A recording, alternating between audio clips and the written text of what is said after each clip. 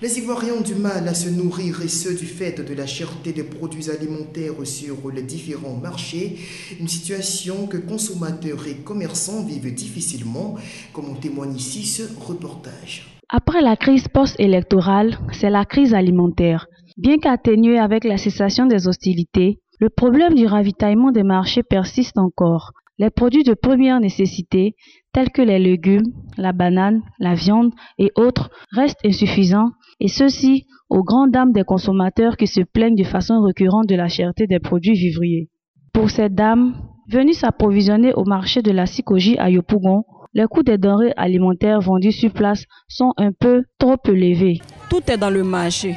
Tout ce qu'on trouve est dans le marché. Non, les prix ne sont pas abordables du tout. Pas du tout. Tout est cher sur le marché. Est-ce que ça coûte cher les poissons? Ça coûte cher même. Le marché même est cher.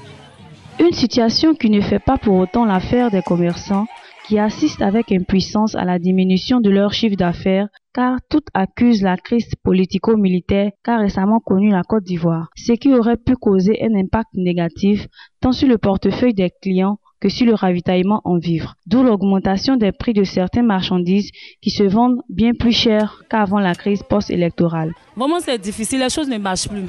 Ce matin-là même, j'ai pris un seul carton. Depuis le matin-là, ce que j'ai vendu là, ça ne vaut même pas 5 000 francs. Ça ne vaut même pas 5 000 francs. Voilà ça. Depuis le matin, avant on prenait le carton à 4 000 francs, maintenant c'est devenu 6 500, 7 000 francs. Est-ce que vous trouvez tout ce que vous voulez dans les marchés? Oui, on trouve un peu. Bon, souvent, aujourd'hui comme ça, la banane est un peu moins chère. Mais souvent là, c'est un peu cher. Ça ne marche pas. Et dit l'argent est venu, la clé n'est pas encore venue, il y a quoi? Et puis ça ne marche pas au marché. Là, ça coûte combien comme ça? C'est 25. C'est trop moins cher. Et pourtant, au lendemain de l'arrêt des combats le 11 avril dernier, le gouvernement demandait la reprise du convoyage des marchandises sur la capitale économique en vue de soulager les populations externues. Si cette mesure avait connu un début d'application, elle est restée jusqu'à présent timide du fait des tracasseries routières sur les axes de l'intérieur du pays que les transporteurs continuent à dénoncer avec véhémence.